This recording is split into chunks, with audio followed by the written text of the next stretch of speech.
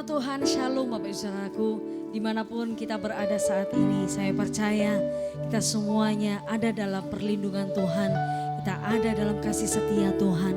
Penyertaannya, anugerahnya berlimpah buat setiap hidup kita. Amin. Mari bawa hati kita bersama datang kepada Tuhan. Terima kasih Tuhan buat penyertaan-Mu, buat kebaikan-Mu, buat pertolongan, buat mujizat demi mujizat, buat kebangkitan Tuhan dalam setiap hidup kami. Sehingga kami boleh memperoleh hidup yang kekal di dalam Yesus. Kami tidak hanya diselamatkan, tapi kami sembuhkan di dalam Yesus. Kami sudah dibebaskan di dalam Yesus. Kami sudah dipulihkan di dalam Yesus. Nah, saatnya Tuhan, dengan segenap hati kami rindu memuji Engkau, mengucap syukur, memuliakan nama Tuhan di atas segala-galanya. Bagimulah segala pujian, segala hormat, kemuliaan. Amin. Tidak dengan tangan yang hampa, ku datang ke hadirat-Mu,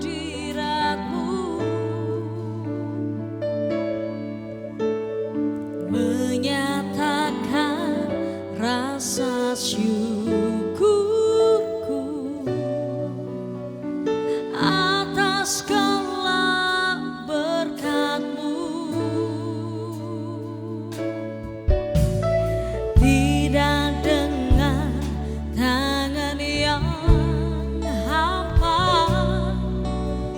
sujud menyembah-Mu, persembahkan seluruh hidupku di atas mezbah-Mu. Segalanya yang ku miliki, semuanya daripada-Mu, kan ku bawa persembahanku yang terbaik hanya bagi-Mu. Mari nyatakan dengan segenap hatimu di hadapan Tuhan. Tidak dengan tangan yang hampa, ku datang ke hadirat-Mu,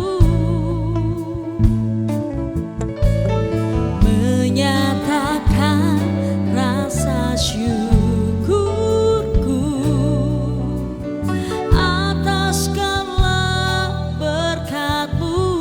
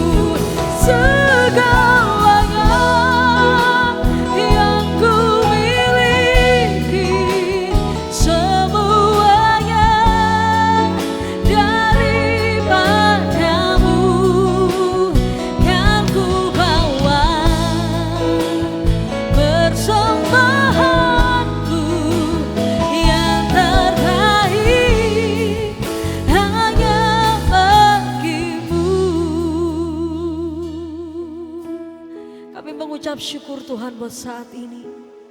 Keberadaan kami semua oleh karena anugerah Tuhan. Kami ada sampai hari ini semua karena kebaikan Tuhan. Sepanjang umur hidup kami Tuhan, kami mengecap dan kami melihat kesetiaan-Mu. Tiada pernah berubah kebaikan-Mu. Tidak pernah berkesudahan kasih setia-Mu.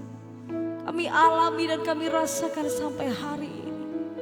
Dan saat ini Tuhan, apapun yang terjadi dalam hidup kami, kami mau selalu bersyukur kepada Tuhan. Segalanya yang ku miliki, semuanya dari kan ku bawa persembahan yang terbaik hanya bagimu. Segalanya yang ku miliki, semuanya dari padamu. Oh, kan ku bawa persembahanku yang terbaik hanya bagimu. Segalanya yang ku miliki, semuanya dari padamu. Kan ku bawa persembahanku yang terbaik hanya bagimu. Kan ku bawa persembahanku yang terbaik hanya bagimu. Oh, kan ku bawa persembahanku yang terbaik. Oh, hanya bagimu. Haleluya, haleluya. Kami nikmati kasih setia-Mu. Kami nikmati kebaikan-Mu, Bapa. Oh, terima kasih Tuhan. Ya Rama, ya Rama, ya Shalama, ya Allah. Kami bersyukur.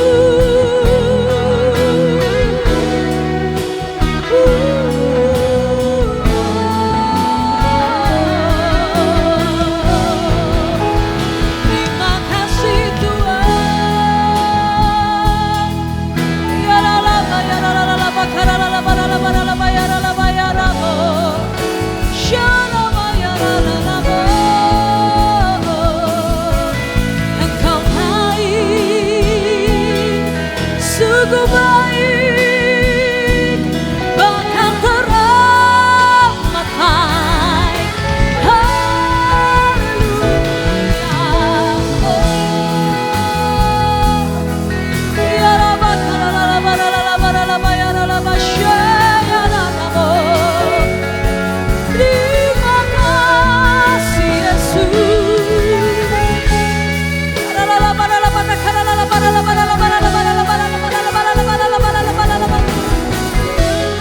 Terima kasih buat kebaikan-Mu. Terima kasih buat kesetiaan-Mu Tuhan. Kami bersyukur. Oh Yesus, kami kagum di pagi-Mu Tuhan. Haleluya.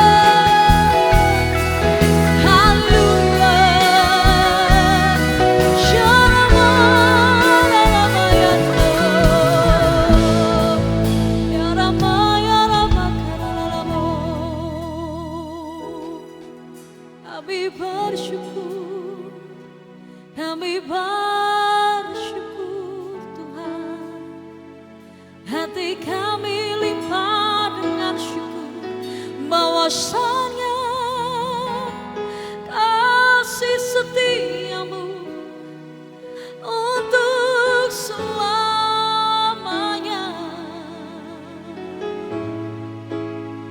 Terima kasih Yesus. Ya Ralabayasha, ya Ralabatakarabaralabaralabayasha rabarabara. Terima kasih Tuhan. Ku ada sebagai mana ku ada, berdiri menghadap tatamu Bapa. Semua karena anugerah-Mu yang telah selamatkanku. Ku hidup dalam skala kelimpahan, ku layak untuk melayani Tuhan. Semua karena anugerah-Mu tercurah bagiku. Besar anugerah-Mu, berlimpah kasih-Mu. Semakin hari semakin bertambah besar anugerah-Mu.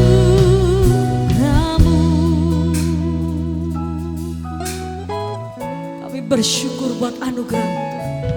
Ku ada sebagai mana ku ada, berdiri menghadap tatamu Bapa. Semua karena anugerah-Mu yang telah selamatkanku.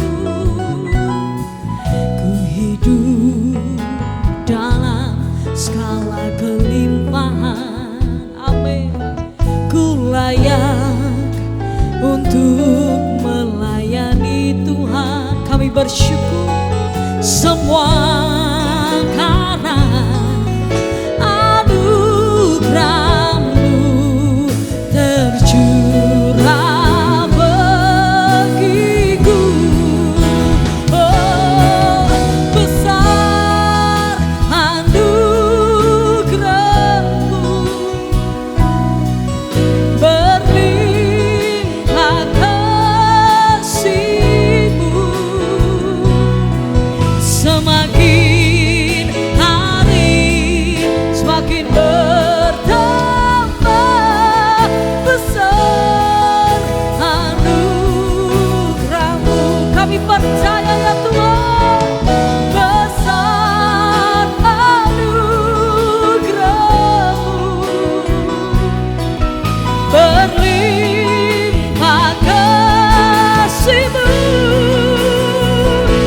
Semakin hari semakin bertambah besar anugerah-Mu. Kau yang mengalami anugerah Tuhan, angkat kedua tanganmu saudara. Besar anugerah-Mu, yes Lord, berlimpah kasih-Mu. Oh, semakin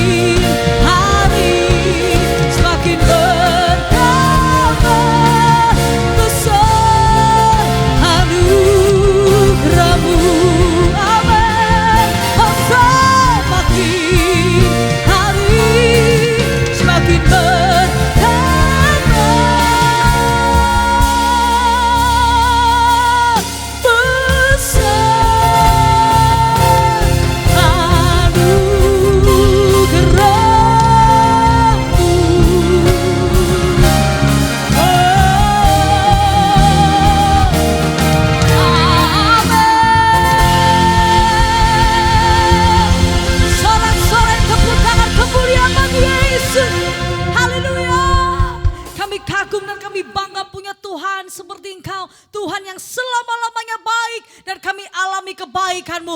Umat yang percaya sama-sama katakan saudara, amin. Sorak-sorai bagi Tuhan kita yang dahsyat. Haleluya, haleluya. Nyata kebaikan-Mu buat setiap hidup kami. Tak terbatas kasih-Mu, tak lekang oleh waktu. Amin. Katakan, tiada taranya, tiada bandingannya. Kebaikan-Mu Bapa di hidupku, mengubah segalanya, mengubah segalanya.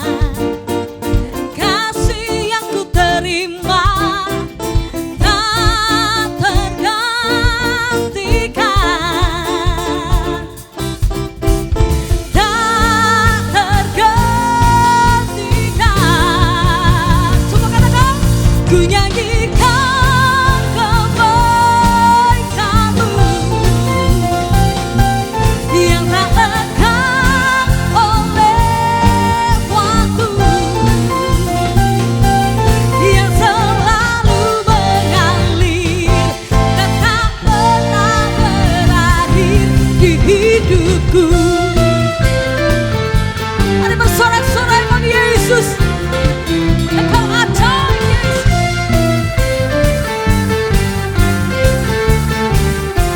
Sama-sama katakan saudara, tiada taranya, tiada bandingannya.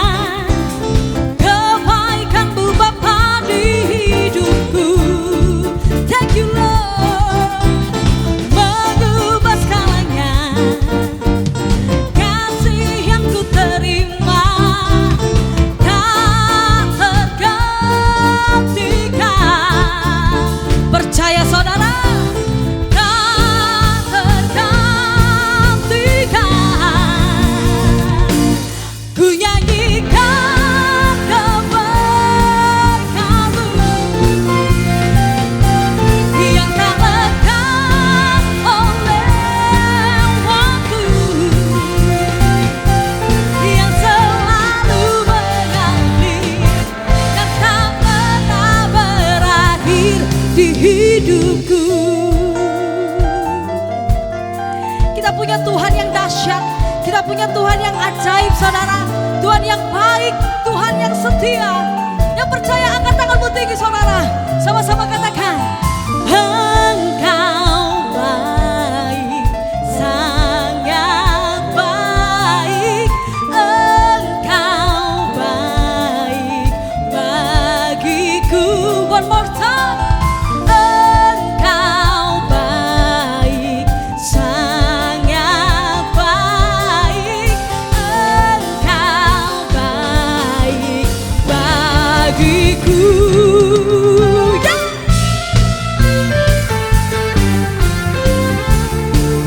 Kami bersuka cita karena Kau Yesus. Hey, yeah.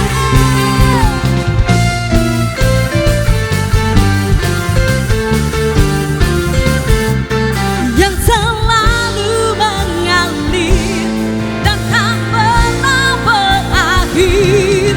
Ku nyanyikan kebaikan-Mu yang tak lekang oleh waktu, yang selalu mengalir dan tak pernah berakhir. Ku nyanyikan kebaikan-Mu yang tak lekang oleh waktu, yang selalu mengalir dan tak pernah berakhir, yang selalu mengalir dan tak pernah berakhir di hidupku.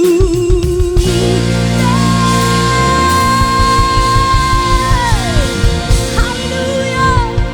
Terima kasih Tuhan, terima kasih. Di hari-hari ini Tuhan, tuntunlah kami dengan Roh-Mu. Ajari kami menghitung hari-hari kami. Sebab kami percaya Tuhan, hari-hari kami Kau hiasi dengan kemuliaan, Kau hiasi dengan kemurahan-Mu Tuhan. Terima kasih Bapa, terima kasih Yesus. Ajar kami Tuhan menghitung hari-hari,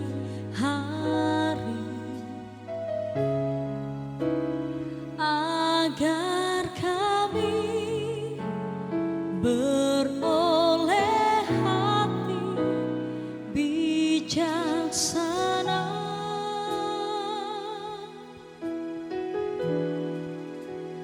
Ajar kami Bapa, hidup dalam jalan-Mu, agar semua rencana-Mu digenapi.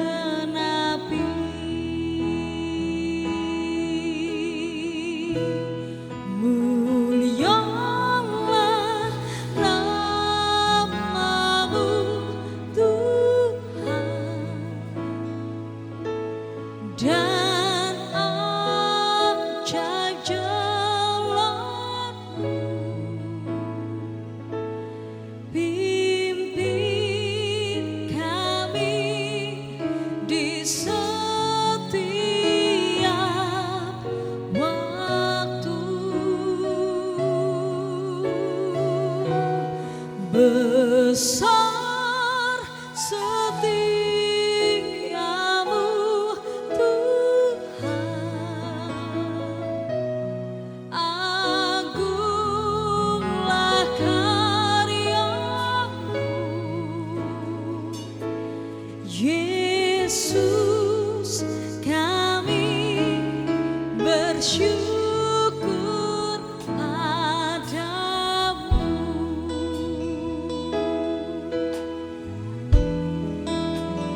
Ajar kami Tuhan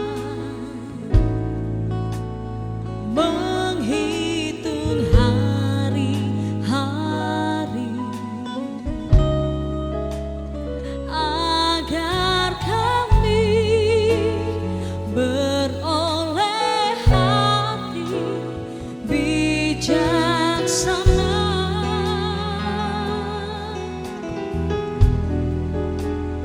Ajar kami Bapa, hidup dalam jalan-Mu,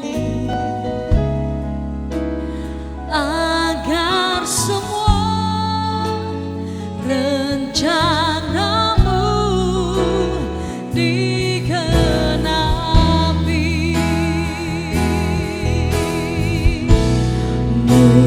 Mulialah nama-Mu Tuhan, dan ajaib jalan-Mu.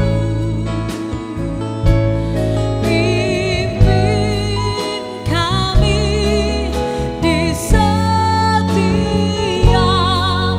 waktu. Besar setiamu Tuhan, agunglah karya-Mu. Yesus, kami bersyukur padamu. Kami memuji Kau ya Tuhan. Mulialah nama-Mu Tuhan, dan ajaib jalan-Mu. Pimpin kami di setiap waktu.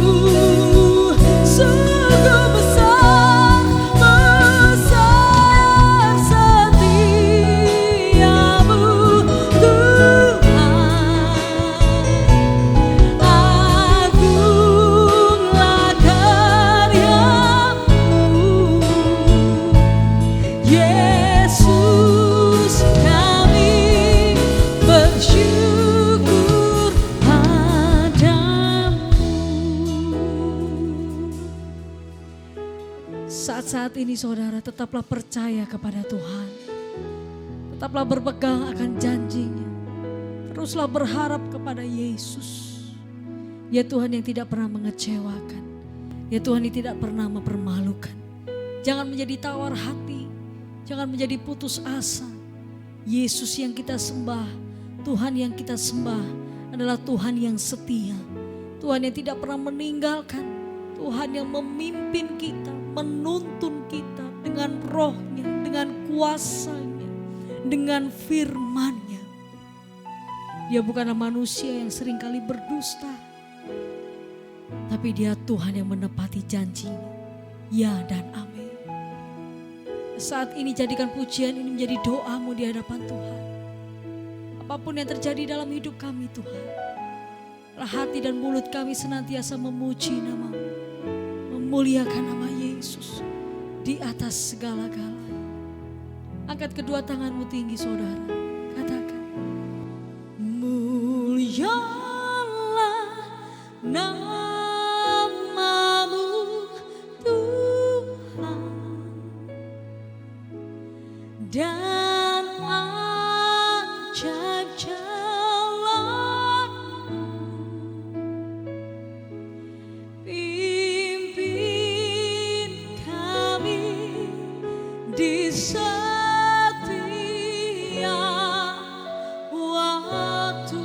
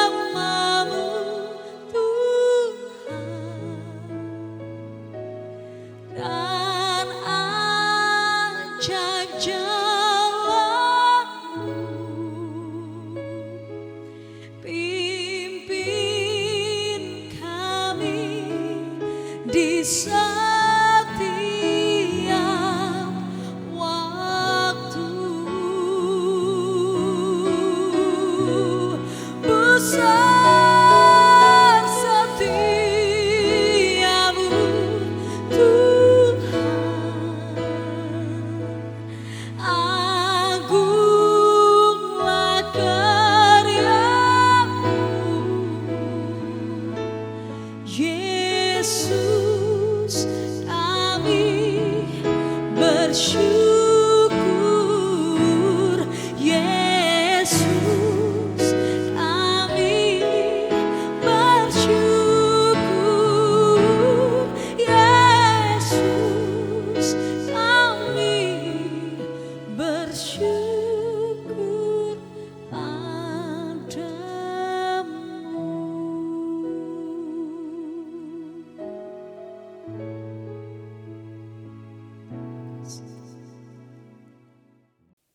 Shalom jemaat Tidar Blessing yang dikasihi oleh Tuhan, satu sukacita untuk bisa membagikan firman Tuhan kepada Anda terutama di hari yang spesial ini, di mana kita memperingati sekali lagi kebangkitan Kristus, kemenangan Kristus dalam setiap kehidupan kita yang percaya dan yang mengikuti Dia. Sebelum kita mulai, mari saya ajak kita satu dalam doa. Mari kita berdoa. Bapa kami dalam sorga, dalam nama Tuhan Yesus Kristus, satu sukacita untuk kembali lagi memperingati kebangkitan-Mu. Sebab Paulus berkata bahwa kalau kami hanya percaya pada kematian Kristus dan Kristus tidak pernah bangkit bagi kami, maka kami adalah orang yang paling malang di seluruh muka bumi ini, sebab sia-sialah iman kami. Oleh sebab itu kami bersyukur, kami punya iman bukan hanya kepada Engkau yang mati, menyelamatkan kami. Engkau yang membawa kami dan mengeluarkan kami dari kegelapan kepada terang-Mu yang ajaib. Tapi kami bersyukur sebab kami percaya Engkau bangkit kembali. Ada kemenangan, bukan hanya penderitaan, tetapi kemenangan. Penderitaan penderitaan yang membawa pada kemenangan, penderitaan yang membawa pada ciptaan yang baru, di mana kami benar-benar dirobahkan jadi sama seperti Engkau, jadi ciptaan yang baru sesuai dengan apa yang Tuhan mau dan kehendaki dalam hidup kami. Biarlah firman Tuhan hari ini menguatkan kami sekali lagi, dan nama Tuhan dipuji, nama Tuhan dipermuliakan. Dalam nama Tuhan Yesus Kristus kami sudah berdoa. Amin, amin, amin. Hari ini saya mau share pada Anda dari Efesus pasal 5 ayat yang ke-17 sampai ayat yang ke-21. Efesus pasal 5 ayat 17 sampai ayat 21. Efesus 5 ayat 17 berkata, sebab itu janganlah kamu bodoh, tetapi usahakanlah supaya kamu mengerti kehendak Tuhan. Ayat 18, janganlah kamu mabuk oleh anggur karena anggur menimbulkan hawa nafsu, tetapi hendaklah kamu penuh dengan roh. Berkata-katalah seorang kepada yang lain dalam mazmur, kidung puji-pujian, nyanyian rohani, bernyanyi dan bersoraklah bagi Tuhan dengan segenap hati. Ucaplah syukur senantiasa atas segala sesuatu dalam nama Tuhan kita, Yesus Kristus kepada Allah dan Bapa kita. Ayat 21, rendahkanlah dirimu seorang kepada yang lain di dalam takut akan Kristus. Sampai di situ saja. Tapi mari kita lihat ayat 17 sekali lagi. Efesus 5 ayat 17 menarik, dia berkata, sebab itu janganlah kamu bodoh. Nah, saya garis bawahi kata bodoh di situ sebab menarik, dalam bahasa Inggris saya suka kata bodoh di sana tidak ditranslate diberi kata stupid atau foolish yang memang berarti bodoh dalam Alkitab bahasa Indonesia.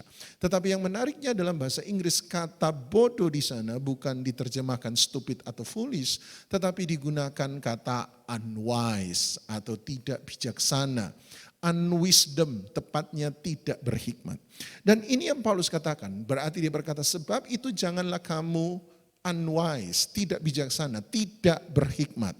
Tetapi usahakanlah supaya kamu mengerti kehendak Tuhan. Anda lihat ternyata bagi Paulus sederhana, hikmat itu tidak ada hubungannya dengan kepintaran seseorang. Hikmat itu tidak ada hubungannya dengan kepandaian seseorang. Hikmat ternyata bagi Paulus selalu ada hubungannya dengan kemampuan seseorang memahami kehendak Tuhan dalam hidupnya. Menurut waktu dan tempat di mana Tuhan menempatkan kita tentu saja. Sekali lagi, hikmat bagi Paulus itu tidak ada hubungannya dengan kepintaran seseorang. Orang boleh pintar, orang boleh pandai, tetapi tidak berhikmat. Sebab hikmat tidak ada hubungan dengan kepintaran dan kepandaian. Hikmat tidak ada hubungan dengan kemampuan mengolah sebuah data. Hikmat tepatnya bagi Paulus adalah kemampuan untuk memahami dan mengerti kehendak Tuhan dalam hidup Anda dan saya. Ayat ini bukan satu-satunya ayat di mana Paulus menghubungkan antara hikmat dengan kehendak Allah. Kalau Anda lihat ada banyak ayat yang lain. Kalau Anda pergi ke Kolose pasal 1 ayat yang ke-9, maka Anda akan menemukan bahwa Paulus sekali lagi menghubungkan antara hikmat dengan kehendak Allah. Coba Anda pergi ke Kolose 1 ayat 9. Dalam Kolose 1 ayat 9 Paulus berkata begini, sebab itu sejak waktu kami mendengarnya, kami tiada berhenti-henti berdoa untuk kamu. Kami meminta supaya kamu menerima segala hikmat dan pengertian yang benar. Untuk apa? Untuk mengetahui kehendak Tuhan dengan sempurna. Sekali lagi dalam Kolose 1 ayat 9 Paulus berkata, aku berdoa. Berdoa apa? Supaya kamu menerima hikmat dan segala pengertian yang benar. Untuk apa kita punya hikmat? Hikmat untuk pinter, hikmat untuk pandai, hikmat untuk lebih daripada anak-anak yang lain? Bukan. Dia berkata kamu memperoleh hikmat supaya kamu bisa mengetahui kehendak Tuhan dengan sempurna. Bagi Paulus sekali lagi, hikmat tidak pernah dihubungkan dengan kepintaran seseorang, hikmat tidak pernah dihubungkan dengan kepandaian seseorang, hikmat selalu dihubungkan dengan kemampuan untuk memahami, mengetahui, mengerti kehendak Tuhan yang sempurna dalam setiap kehidupan kita. Nah, mari kita belajar tentang hikmat sebentar saja. Saya biasanya kalau mengajar tentang hikmat, saya selalu menggunakan Mazmur 51 ayat yang ke-7. Dalam Mazmur 51 ayat yang ke-7, Anda akan menemukan di mana di mana Daud bicara soal hikmat. Maafkan saya, Mazmur 51 ayat yang ke-8 maksud saya. Mazmur 51 ayat 8. Paulus bicara soal hikmat. Dia berkata begini, sesungguhnya engkau berkenan akan kebenaran dalam batin, dan dia berkata, dan dengan diam-diam engkau memberitahukan hikmat kepadaku. Nah Bapak Ibu tolong garis bawahi kata memberitahukan. Mengapa? Daud berkata dengan diam-diam Tuhan, menariknya Daud tidak menggunakan kata mengajarkan hikmat kepadaku. Mengapa Daud tidak menggunakan kata mengajarkan? Sebab kalau Daud menggunakan kata mengajarkan, itu tadi, bahwa hikmat itu selalu ada hubungannya dengan kepintaran, kepandaian seseorang. Sebab pinter, pandai berarti kemampuan seseorang untuk menangkap pelajaran yang diberikan. Semoga Anda setuju. Orang yang pandai adalah orang yang lebih cepat mengerti apa yang diajarkan kepada dia dibandingkan mereka yang kurang pandai. Tetapi menariknya Daud tidak menggunakan kata mengajarkan. Kenapa? Sebab hikmat sama seperti Paulus. Daud percaya hikmat tidak ada hubungannya dengan kepintaran, kepandaian seseorang. Tapi hikmat Daud menggunakan kata memberitahukan. Kenapa kata memberitahukan? Sebab hikmat bagi Daud sederhana. Hikmat adalah kemampuan seseorang untuk mendapatkan informasi yang berasal dari Tuhan. Makanya ada kata memberitahukan. Sebab kata memberitahukan menunjukkan pada sebuah informasi. Nah coba Anda pergi ke Kejadian pasal 3, Anda akan ingat cerita ketika manusia jatuh dalam dosa. Anda ingat ketika Adam dan Hawa jatuh dalam dosa, Tuhan bertanya kepada Adam dan Hawa, di manakah engkau? Kemudian Adam dan Hawa berkata, aku sembunyi sebab aku takut, aku telanjang. Anda harus mengerti satu hal. Tuhan bertanya bukan karena dia tidak tahu. Tuhan bertanya bukan karena dia membutuhkan informasi lain dari luar dirinya. Sebab Tuhan Maha Tahu. Semoga Anda setuju. Tuhan bertanya bukan karena dia tidak tahu. Kalau begitu Tuhan bertanya untuk apa? Saya percaya bahwa Tuhan bertanya sebab dia mau menunjukkan kepada kita akar persoalan yang sesungguhnya. Jadi ketika Tuhan bertanya pada Adam, di manakah engkau? Bukan karena Tuhan tidak tahu Adam sementara sembunyi di mana. Tuhan bertanya pada Adam, di manakah engkau? Untuk menunjukkan kepada Adam, menunjukkan pada Hawa, menunjukkan pada kita semua bahwa akar persoalan yang sesungguhnya adalah bukan Tuhan yang meninggalkan manusia. Tetapi manusialah yang pertama kali meninggalkan Tuhan. Semoga Anda setuju. Nomor satu Anda harus mengerti ketika dia bertanya di manakah engkau. Bukan karena dia tidak tahu Adam di mana. Dia tahu Adam di mana. Tapi dia bertanya sebab dia mau menunjukkan bukan dia yang meninggalkan Adam dan Hawa. Tapi Adam dan Hawa lah, manusialah yang meninggalkan dengan meninggalkan Tuhan. Dosa adalah manusia meninggalkan penciptanya. Dan buat saya alasan kedua dia bertanya di manakah engkau, menunjukkan bahwa inisiatif pencarian tidak dimulai dari manusia. Inisiatif pencarian selalu dimulai oleh Tuhan. Itu sebabnya keselamatan adalah kasih karunia anugerah Tuhan. Sebab bukan kita yang mencari Tuhan, tetapi keselamatan dalam kekristenan adalah Tuhan yang lebih dulu menemukan kita. Itulah kasih karunia, sekali lagi itulah anugerah.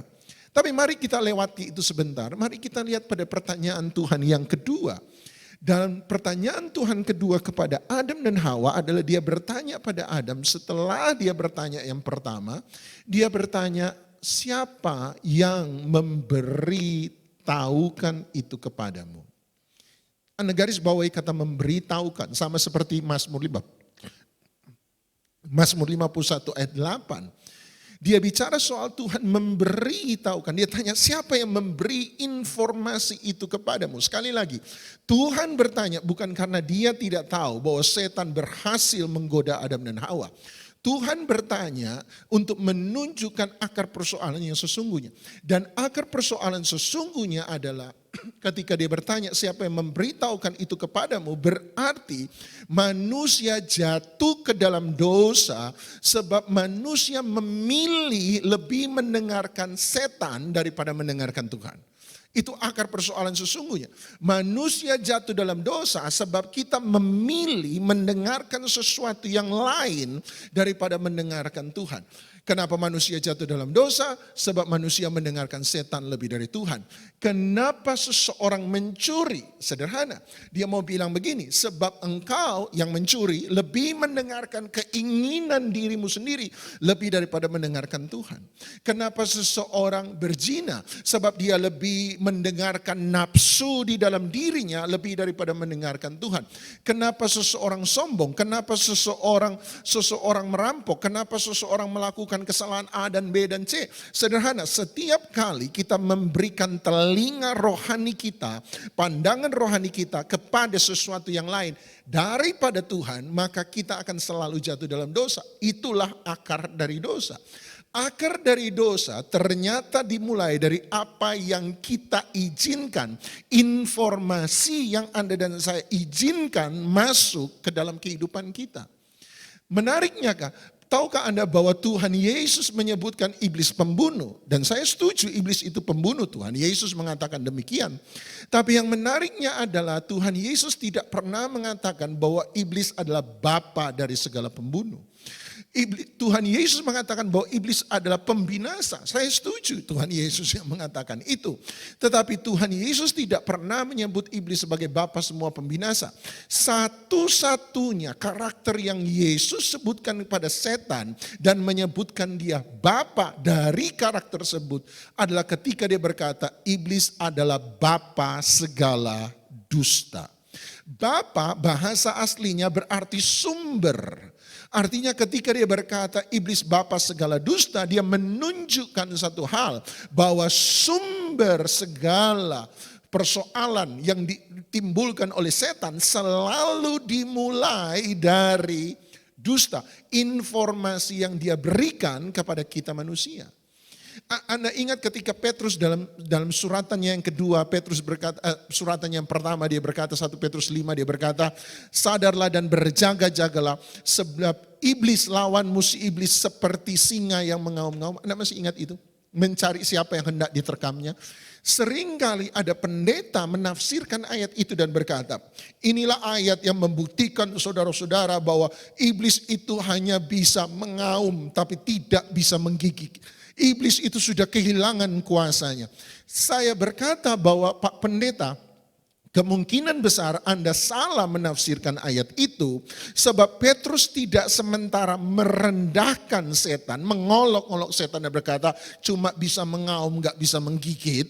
Tetapi Petrus sementara justru memperingatkan kita. Kenapa dia memperingatkan Anda dan saya? Sebab ada kata sadarlah dan berjaga-jagalah. Dia berkata hati-hati. Kenapa harus hati-hati? Lawanmu si iblis seperti singa yang mengaum-ngaum. Mencari siapa yang hendak diterkamnya. Artinya senjata terbesar setan tidak pernah terletak pada cakarnya. Senjata terbesar setan tidak pernah terletak pada taringnya, giginya. Tetapi senjata terbesar setan terletak pada aumannya alias dustanya. Setiap kali Anda dan saya mempercayai dusta yang dia berikan kepada kita, maka saat itu kita memberikan iblis tempat dan kuasa untuk mengatur kehidupan Anda dan saya. Semua itu dimulai oleh informasi. Itu sebabnya apa yang Anda dengar, apa yang Anda percayai, apa yang Anda terima, apa yang Anda izinkan masuk dalam kehidupan kita adalah sesuatu yang sangat penting.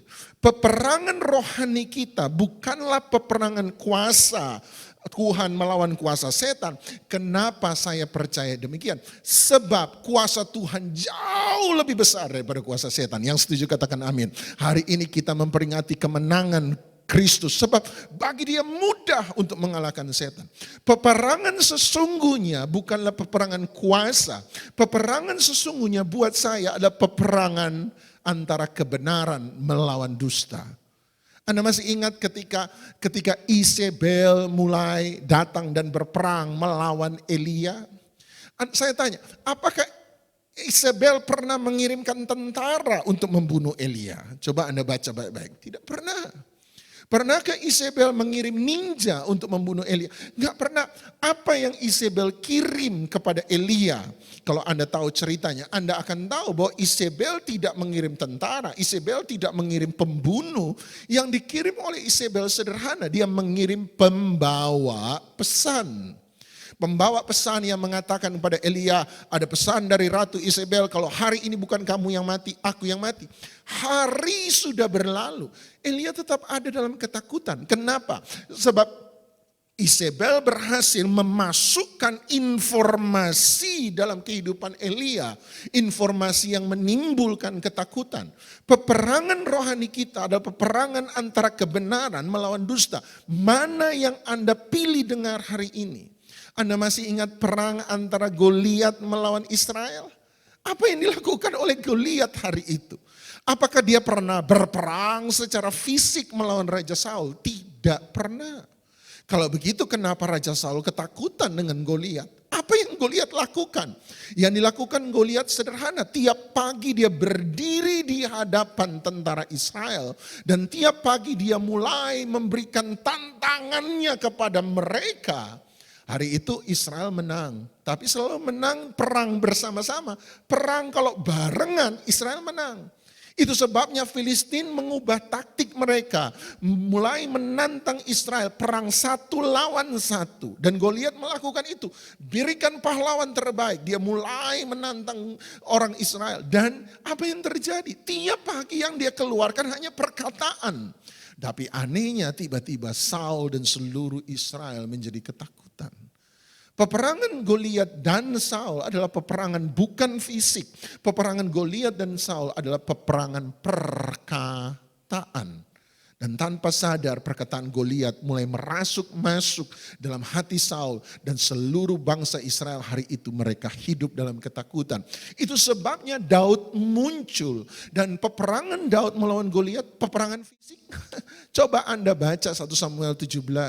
Alkitab lebih banyak membicarakan tentang apa yang Goliat katakan pada Daud. Dan apa yang Daud katakan pada Goliat dibandingkan peperangan fisik. Jadi peperangan dalam 1 Samuel 17 sederhana, bukanlah peperangan jasmani yang menjadi intinya. Peperangan pada 1 Samuel 17 antara Daud melawan Goliat sebenarnya ada pada inti peperangan perkataan atau peperangan informasi. Itu sebabnya Daud berkata, engkau boleh datang dengan pedang, engkau boleh datang dengan tombak dan lembing, tapi aku datang dalam nama Allah tentara Israel yang kau hina itu tiap pagi. Anda lihat bahwa Daud maju dengan perkataan dan itulah yang membawa kemenangan dalam kehidupan Daud. Masih mau bicara soal peperangan perkataan? Bagaimana dengan duri dalam dagingnya Paulus? Ada banyak pendeta berkata duri dalam daging Paulus bicara tentang sakit penyakit yang dialami oleh Paulus karena penganiayaan yang dia alami selama pemberitaan Injil. Saya setuju. Sebab Paulus sendiri yang berkata, lihatlah berapa besar tulisan yang aku tulis kepadamu. Sebab Rasul Paulus mengalami sedikit kebutaan, mengalami gangguan dalam matanya sebab ada banyak penganiayaan yang dia alami. Paulus mengalami banyak kesakitan, banyak penyakit dalam tubuhnya, saya setuju. Tapi pertanyaan sesungguhnya, apakah duri dalam dagingnya Paulus menunjuk pada penyakit Paulus? Apakah Paulus mengatakan demikian? Coba Anda baca ayat itu, jelas Paulus berkata apa? Aku telah berdoa 3 kali supaya Tuhan mengambil duri dalam daging. Kemudian dia berkata, yaitu utusan iblis yang menggocok aku. Garis bawahi kata utusan. Apa itu utusan? Salah satu arti utusan dalam perjanjian baru menunjuk pada pembawa pesan. Dia berkata, aku minta supaya Tuhan mengambil duri dalam daging. Apa duri dalam daging Paulus? Utusan. Ada sesuatu, ada roh yang terus memasukkan perkataan-perkataan negatif mungkin dalam kehidupan Paulus.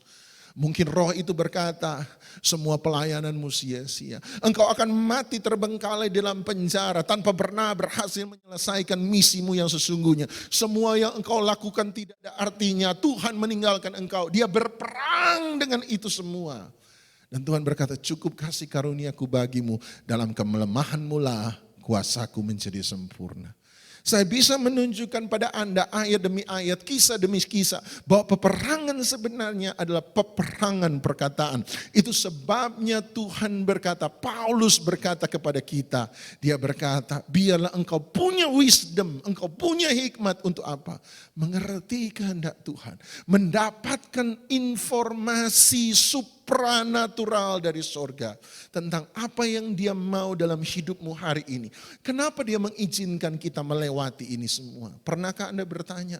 Pernahkah Anda bergumul? Pernahkah Anda datang pada dia? Pernahkah Anda minta Tuhan memberitahukan dan menjelaskan jalan-jalannya? Pernahkah Anda belajar memahami kenapa kita harus melewati ini semua? Dia berkata, punyanya hikmat. Nah, bagi Anda yang bertanya pada saya, kalau begitu Pak, bagaimana saya bisa punya hikmat demikian?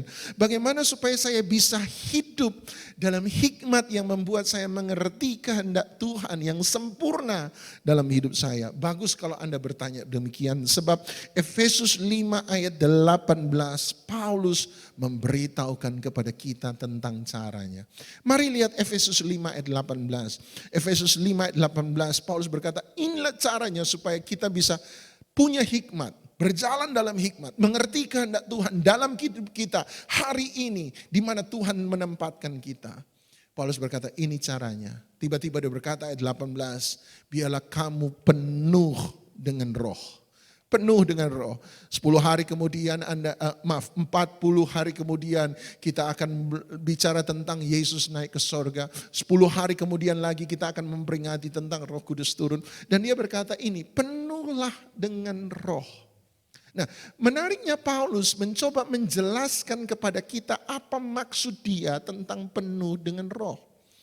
Sebab kemudian dia membandingkan, dia menganalogikan, mengumpamakan kepenuhan roh sama seperti orang yang mabuk dengan anggur. Sebab ayat 18 berkata, janganlah kamu mabuk dengan anggur, sebab anggur menimbulkan hawa nafsu, tetapi kamu penuh dengan roh. Jadi penuh dengan roh bagi Paulus sama seperti keadaan seseorang yang mabuk dengan anggur. Nah, kalau begitu pertanyaannya, apa itu mabuk dengan anggur, supaya kita bisa mengerti penuh dengan roh? Izinkan saya memberi definisi saya. Bagi saya mabuk dengan anggur sederhananya adalah kita kehilangan pikiran sehat kita. Orang mabuk dengan anggur artinya seseorang yang kehilangan kewarasannya, orang yang kehilangan kewaspadaannya, orang yang kehilangan keinginan dan kehendaknya, sebab pikiran sehatnya, kewarasannya, kewaspadaannya, akal sehatnya, keinginan kehendaknya sudah sepenuhnya dikendalikan oleh alkohol yang ada dalam anggur tersebut. Sekali lagi, mabuk oleh anggur bagi saya adalah kita kehilangan kewarasan kita kehilangan pikiran sehat kita kehilangan kewaspadaan kita, keinginan dan kehendak kita, sebab keinginan kita, kehendak kita, kewarasan, kewaspadaan kita, akal sehat kita, pikiran sehat kita telah sepenuhnya dikendalikan oleh alkohol yang ada dalam anggur. Kalau begitu, apa itu penuh dengan roh? Penuh dengan roh berarti bagi saya kita kehilangan pikiran sehat kita kehilangan kewarasan, kewaspadaan kita kehilangan kehendak, keinginan kita, sebab keinginan kita, kehendak kita, pikiran kita, kewarasan kita, kewaspadaan kita sepenuhnya telah dikendalikan oleh Roh Kudus. Paulus ketika dia berkata penuh dengan roh, yang dia maksudkan adalah bukan sekedar kita dibaptis oleh roh, bukan sekedar itu. Tapi saya percaya lebih daripada itu. Paulus bicara tentang penuh oleh Roh Kudus, yang dia maksudkan adalah di mana semua keinginan kehendak kita, pikiran kita belajar untuk menyerahkannya kepada pimpinan Roh Kudus. Menarik sekali dalam Lukas pasal 4, selesai Tuhan Yesus ada di padang gurun dicobai oleh setan, selesai dia dibaptis. Yang menarik adalah Lukas 4 ayat 1, Lukas secara spesifik, Lukas secara khusus, secara sengaja menggambarkan keadaan Yesus dengan Roh Kudus. Dan Lukas berkata begini, ketika Yesus keluar dari padang gurun, Lukas berkata Yesus dipenuhi oleh Roh Kudus, filled by the Holy Spirit. Tapi yang kedua tiba-tiba Lukas menggunakan kata dan led by the Spirit, dan dipimpin oleh Roh Kudus. Bahasa Indonesia menggunakan kata dibawa, dituntun sebenarnya, tapi bahasa Inggris bagus sekali, berkata led, dipimpin, dibawa, dituntun. Jadi ada dua keadaan yang sebenarnya berbeda walaupun seharusnya ada dalam satu situasi yang sama. Lukas mencoba mengingatkan kepada kita, yang dimaksud dengan penuh dengan Roh Kudus bukan hanya sekedar filled, bukan hanya sekedar punya Roh Kudus. Saya percaya hari ini Anda punya Roh Kudus. Kenapa?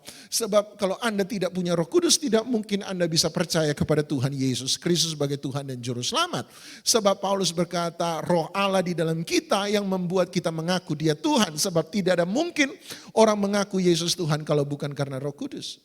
Saya percaya hari ini Anda punya Roh Kudus. Kenapa? Sebab kalau Anda tidak punya Roh Kudus, maka karya keselamatan Kristus tidak akan hadir dalam hidup Anda dan saya. Sebab Tuhan Yesus berkata dalam Injil Yohanes, Roh Kuduslah itu yang menginsafkan kita akan dosa. Artinya kita hanya bisa insaf akan dosa sebab ada karya Roh Kudus dalam kehidupan kita. Ada Roh Kudus di dalam Anda dan saya. Tetapi tiba-tiba Lukas berkata bukan hanya itu, bukan hanya punya Roh Kudus. Tapi tiba-tiba dia berkata bukan hanya filled by the Holy Spirit, punya Roh Kudus, tapi kemudian dia berkata led by the Spirit, dipimpin, dibawa, dituntun oleh Roh Kudus.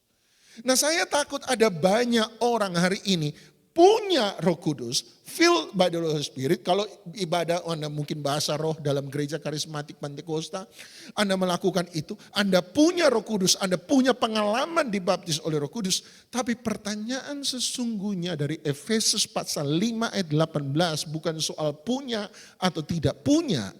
Pertanyaan sesungguhnya adalah, apakah engkau dituntun? Apakah engkau dipimpin oleh Roh Kudus? Itu sebabnya ada banyak orang punya Roh Kudus, tetapi karena tidak pernah dipimpin oleh Roh Kudus, sekalipun di ibadah berbahasa roh paling kencang, dia tetap jatuh dalam dosa. Bukankah itu yang Paulus coba gambarkan dalam Galatia pasal 5 dan 6 ketika dia bicara soal orang yang punya buah roh. Dan dia berkata orang yang punya buah roh adalah mereka yang dipimpin, mereka yang hidup di dalam Roh Kudus. Berjalan, walk by the Spirit, live with the Spirit. Berjalan dalam roh, hidup dalam roh. Itu yang Paulus katakan. Sebab punya Roh Kudus belum menjamin bahwa hidup Anda benar-benar dirobahkan. Dituntun dan dipimpin Roh Kudus. Menyerahkan keinginan, menyerahkan agenda kita, menyerahkan pikiran kita, menyerahkan kehendak kita, menyerahkan pikiran sehat kita di bawah Roh Kudus. Menundukkannya pada Roh Kudus. Itulah yang membuat perbedaan dalam hidup Anda dan saya. Pertanyaan berikutnya adalah bagaimana saya bisa dipimpin oleh Roh? Bagaimana saya belajar untuk menundukkan, menyerahkan pikiran saya, cara berpikir saya kepada Roh Kudus. Bagus kalau Anda bertanya demikian, sebab Efesus 5 ayat 19 sampai 21 paling tidak berbicara tentang 3 hal di mana kita bisa melatih pikiran kita, menundukkannya kepada Roh Kudus. Ayat 19 yang pertama Paulus bicara soal bernyanyi. Ayat 20 yang kedua Paulus bicara soal bersyukur. Dan ayat 21 yang ketiga, Paulus bicara tentang merendahkan diri seorang kepada yang lain dalam takut akan Tuhan kita Yesus Kristus. Jadi ada 3 hal bagaimana kita bisa melatih pikiran kita, melatih hidup kita selalu dituntun oleh Roh Kudus, belajar. Dan buat saya ketiga ini punya rahasia yang luar biasa. Yang pertama bernyanyi, yang kedua bersyukur, dan yang ketiga merendahkan diri, merendahkan hati. Saya tidak akan membahas banyak tentang yang kedua dan yang ketiga sebab waktu yang terbatas. Tapi saya mau mengajarkan Anda sedikit bahwa ini semua bicara tentang bagaimana kita mengubah cara berpikir kita supaya cara berpikir Anda dan saya sesuai dengan kehendak Roh Kudus. Misalnya yang ketiga tentang merendahkan diri atau merendahkan hati. Saya percaya ketika Paulus bicara tentang merendahkan diri, merendahkan hati. Dia bicara tentang Filipi pasal 2. Ketika dia berkata bahwa biarlah engkau tidak menganggap bahwa kepentinganmu lebih penting daripada kepentingan orang lain. Dan mulai melihat bahwa kepentingan bersama lebih utama daripada kepentinganmu sendiri. Kemudian berkata supaya kita belajar merendahkan seperti Kristus. Dan ayat yang kelima dia berkata, let the mind of Christ, biarlah pikiran dan perasaan yang ada dalam Kristus Yesus terdapat juga di dalam kamu. Jadi ketika dia berkata tentang merendahkan diri, dia bukan bicara hanya sekedar nunduk-nunduk, bukan. Dia bicara tentang orang yang bisa merendahkan diri, merendahkan hati kepada orang lain adalah orang yang mengubah cara berpikirnya sama seperti Yesus berpikir dan merasa. The mind of Christ. Pikiran dan perasaan yang dalam Kristus Yesus ada di dalam kamu. Tapi saya tidak bisa membahas itu. Saya mau membahas yang pertama, menyanyi. Kenapa? Sebab bagi saya ini adalah sesuatu yang aneh dan unik. Saya bisa memahami bahwa merendahkan diri, merendahkan hati, bicara tentang mengubah cara berpikir kita sama seperti berpikir Kristus. Sebab saya nggak mungkin bisa mengampuni orang lain kalau saya tidak berpikir seperti Yesus berpikir. Saya nggak bisa merendahkan, menaruh kepentingan saya di bawah kepentingan bersama kalau saya tidak belajar mengubah pikiran saya jadi sama seperti Yesus Kristus. Saya bisa memahami itu. Bersyukur saya bisa memahami, bersyukur adalah mengubah cara kita dalam memandang keadaan dan belajar melihat semua keadaan bukan dengan cara mata duniawi kita tetapi dengan cara mata sorgawi. Saya bisa mengerti itu. Tapi menyanyi, apa hubungannya menyanyi? Dan dia tidak bilang hanya menyanyi kepada Tuhan. Baca baik-baik Efesus pasal 5 ayat 19. Dia berkata dan memulai dengan bernyanyi kepada seorang yang lain. Bermazmur, menyanyikan nyanyian pujian, nyanyian rohani. Baru kemudian dia berkata dan juga bernyanyi pada Tuhan. Tapi apa hubungannya bernyanyi dengan cara berpikir? Sehingga satu kali saya mulai merenungkan, saya harus mulai mengerti kenapa Paulus memasukkan bernyanyi di sana. Dan satu kali saya menjadi sadar satu hal Bapak Ibu, saya sadar bahwa tiba-tiba saya tersentak dan sadar, iya ternyata lagu rohani, nyanyian rohani seringkali mengajarkan jemaat jauh lebih baik daripada khotbah. Ini pengakuan pendeta, saudara, mohon maaf. Tapi saya harus mengakui bahwa orang seringkali belajar banyak. Ketika Anda mengalami kesulitan, saya ini pengakuan saya mengalami kesulitan, saya harus jujur. Ketika saya mengalami kesulitan, saya mengalami tekanan yang besar. Nomor satu yang saya lakukan, percayalah, bukan buka YouTube cari khotbah pendeta A terbaru, percayalah. Yang saya lakukan nomor satu adalah saya berseru pada Tuhan, saya mulai bernyanyi. Saya menemukan bahwa nyanyian rohani itu lebih dulu menguatkan iman Anda dan saya lebih daripada khotbah. Saya harus jujur dengan Anda. Dan saya mulai tertarik, kenapa Paulus bicara soal menyanyi? Dan satu kali saya menemukan juga sesuatu yang menarik dalam Alkitab bahwa ternyata nyanyian dalam Alkitab, konsep nyanyian dalam Alkitab, terutama yang namanya tehila atau nyanyian baru, konsep nyanyian dalam Alkitab ternyata tercipta dalam Alkitab, disusun, dirangkai. Nomor satu bukan karena ada inspirasi sebuah nada atau karena ada kata-kata indah yang dituliskan oleh sang pencipta lagu. Sebab lagu hari ini tercipta karena sebuah inspirasi. Tapi yang menariknya dalam Alkitab, lagu, nyanyian baru, tehila, new song, ternyata dalam Alkitab tidak tercipta dan tersusun karena inspirasi. Tapi saya temukan bahwa lagu, nyanyian rohani, tehila, nyanyian baru, dalam Alkitab tercipta tersusun karena sebuah pengalaman. Coba Anda pergi ke Mazmur Patsal yang ke-98 ayat 1. Lihat Mazmur 98 ayat 1. Perhatikan, apakah karena inspirasi atau pengalaman? Lihat Mazmur 98 ayat 1. Mazmur, kemudian dia berkata, sing to the Lord a new song. Nyanyikanlah bagi Tuhan nyanyian baru, tehila. Kemudian dia berkata, sebab apa? Inspirasi.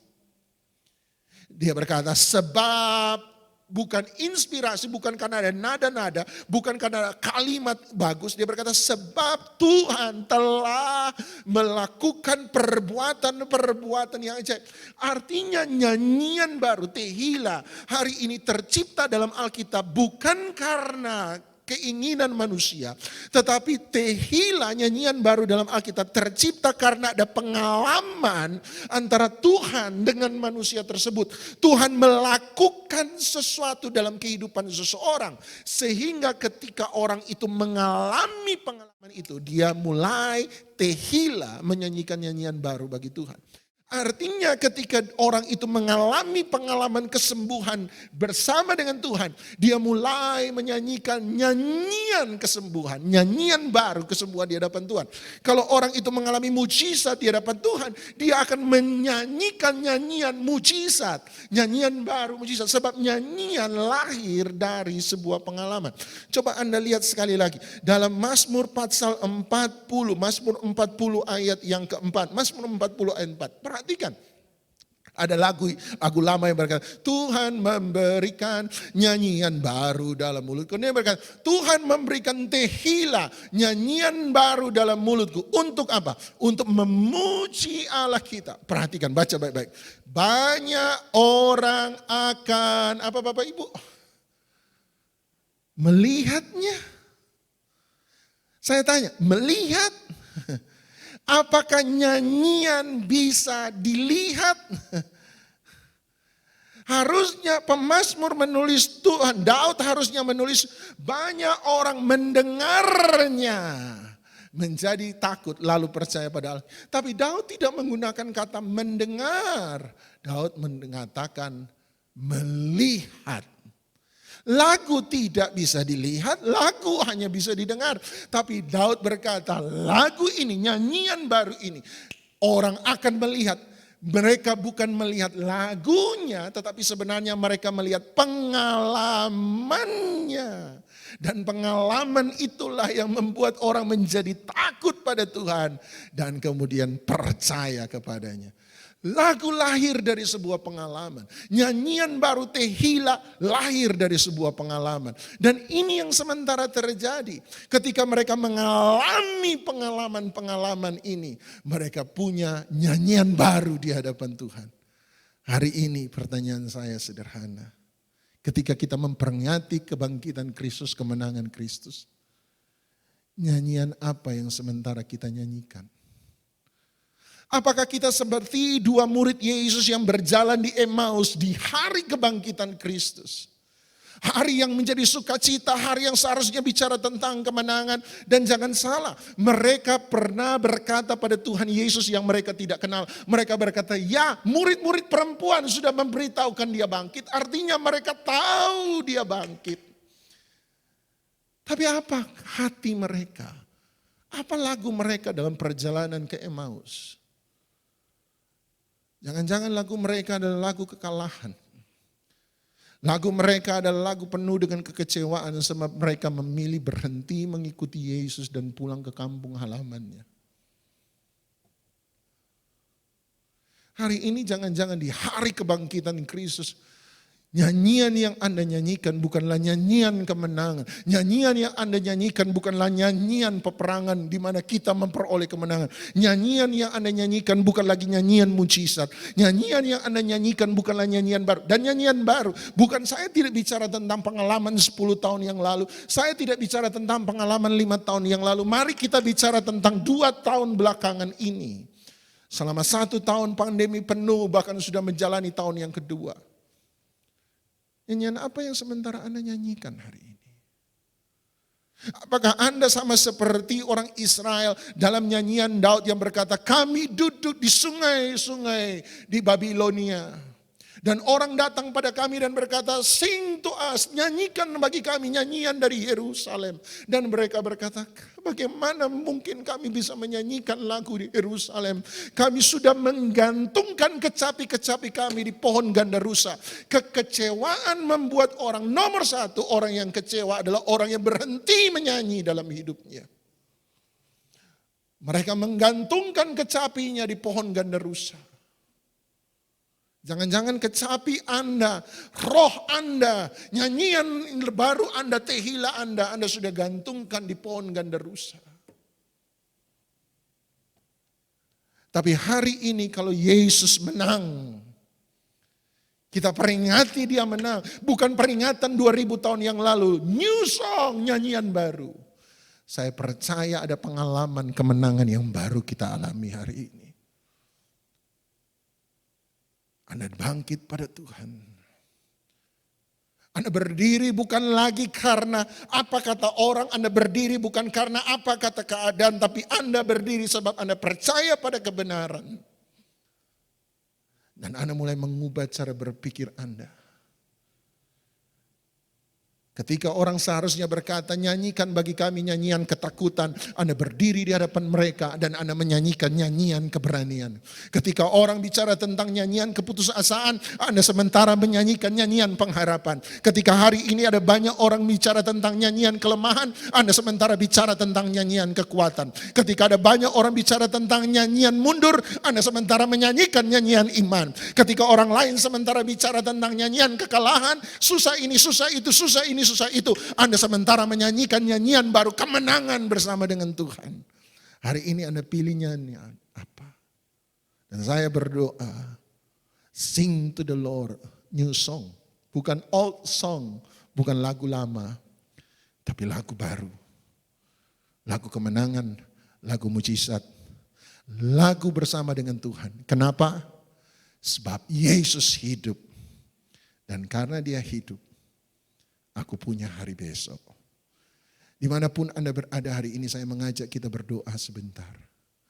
Saya bisa merasakan dan setiap kali saya bawa firman ini, saya selalu berkata, Tuhan Engkau pernah janjikan bahwa dimanapun khotbah ini diberitakan, Engkau akan membangkitkan setiap iman yang lemah. Engkau akan tunjukkan kuasa dan mujizat-Mu kepada mereka yang percaya. Oleh sebab itu hamba berdoa dalam nama Yesus, dalam nama Yesus. Biarlah kemenangan yang kami rayakan, kami peringati hari ini bukan hanya kemenangan yang terjadi 2000 tahun yang lalu saja. Tetapi justru karena kemenangan Yesus 2000 tahun yang lalu menjadi jaminan, menjadi patok kemenangan kami sampai hari ini. Itu sebabnya pengalaman kemenangan tetap kami alami. Bukan pengalaman yang lama, tapi pengalaman yang baru bersama-sama dengan Tuhan. Bukan pengalaman lama dari terobosan hadirat Tuhan. Tapi pengalaman yang baru mengalami terobosan dalam hadirat Tuhan. Bukan pengalaman lama tentang mujizat. Tapi pengalaman baru tentang mujizat. Sebab kami punya nyanyian baru. Hari ini kalau ada yang sementara menggantungkan kecapinya di pohon ganda rusa. Biarlah mereka menanggalkannya hari ini. Sebab Yesus bangkit, Yesus hidup. Kami menang bersama-sama dengan dia. Hari ini kalau mereka sementara ada dalam perjalanan ke Emmaus dalam kehidupan mereka. Perjalanan di di mana mereka menjadi mundur, perjalanan di mana mereka menjadi kecewa, perjalanan di mana mereka menjadi orang yang sementara berputus asa, pengalaman di mana mereka sementara berjalan sebab mereka berjalan dalam ketakutan, perjalanan di mana mereka melihat bahwa janji Allah seakan-akan tidak digenapi. Hari ini berjumpa dengan mereka ya Roh Kudus, berjumpa sama seperti Engkau bangkit, Engkau berjumpa dengan dua murid di Emmaus, Engkau mengubah pengalaman mereka, Engkau mengubah pengalaman mereka sehingga ketika mereka sadar siapa Yesus, mereka lari, mereka kembali dengan hati yang bernyala-nyala di dalam Engkau. Sebab ada pengalaman yang baru, ada pengalaman baru, ada perjumpaan yang baru, ada perjumpaan yang baru. Dan bukan hanya perjumpaan yang baru, ada kemenangan yang baru bersama-sama dengan Kristus. Hamba berdoa, berkati semua jemaat GBI Tidar Blessing. Dalam nama Yesus Engkau berkati kemenangan Kristus menjadi kemenangan kami. Dan hari ini we will sing a new song. Kami menyanyikan nyanyian baru, nyanyian mujizat, nyanyian kelepasan, nyanyian kemenangan, nyanyian kebebasan, nyanyian kesembuhan, nyanyian pengharapan bersama-sama dengan Tuhan. Dalam nama Yesus kami sudah berdoa. Haleluya. Amin. Tuhan memberkati.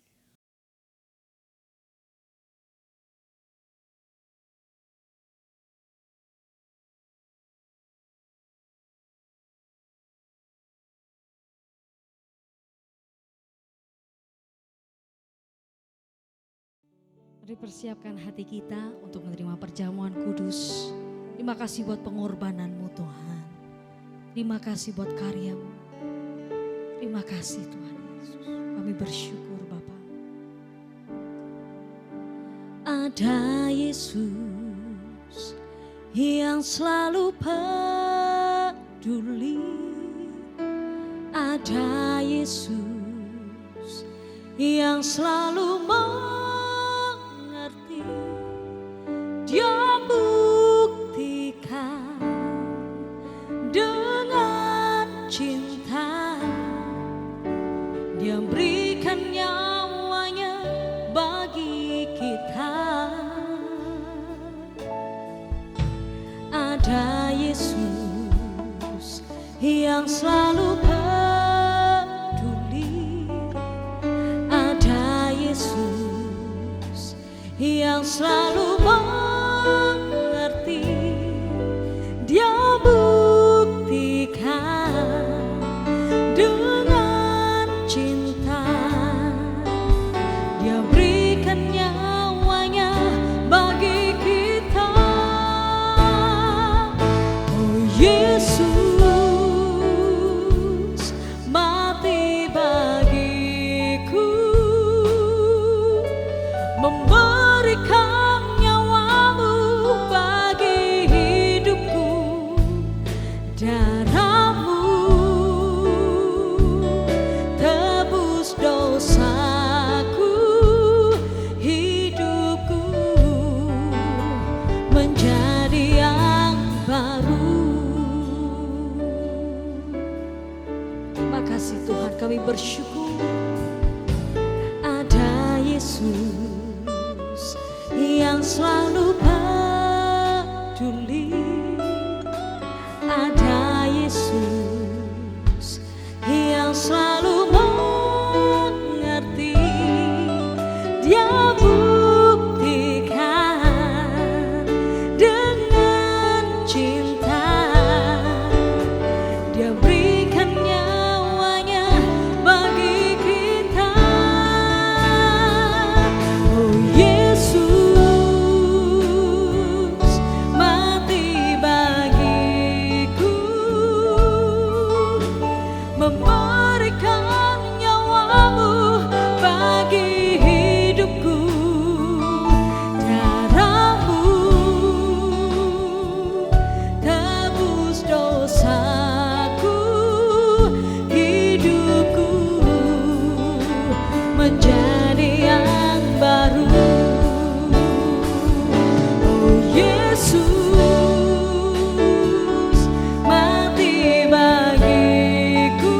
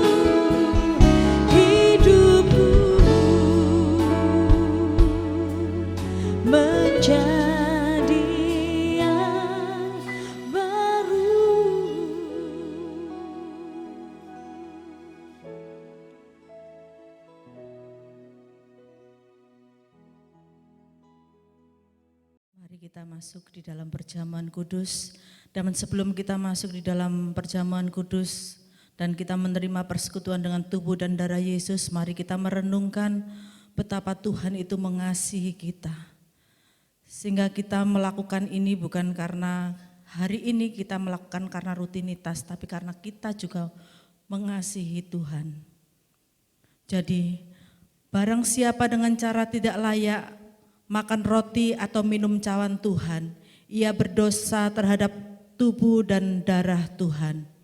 Karena itu, hendaklah setiap orang menguji dirinya sendiri, dan sesudah itu ia makan roti dan minum cawan itu. Karena barang siapa makan dan minum tanpa mengakui tubuh Tuhan, ia mendatangkan hukuman atas dirinya. Angkat roti di atas kepala, dengarkan firman Tuhan. Sebab apa yang telah kuteruskan kepadamu telah aku terima dari Tuhan, yaitu Tuhan Yesus pada malam ia diserahkan, mengambil roti, dan sesudah ia mengucap syukur atasnya, ia memecah-mecahkan dan berkata, inilah tubuhku yang diserahkan bagimu, perbuatlah ini menjadi peringatan akan aku. Roti yang ada di atas tangan kita ini adalah roti yang sudah diberkati dan merupakan persekutuan dengan tubuh Kristus. Makanlah dalam nama Yesus.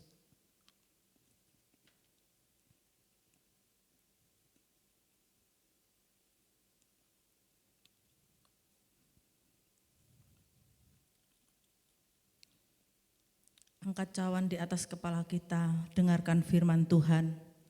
Demikian juga ia mengambil cawan sesudah makan, lalu berkata, cawan ini adalah perjanjian baru yang dimateraikan oleh darahku. Perbuatlah ini setiap kali kamu meminumnya menjadi peringatan akan aku. Cawan anggur yang ada di atas tangan kita adalah cawan anggur yang sudah diberkati Tuhan. Dan persekutuan dengan darah Yesus, minumlah.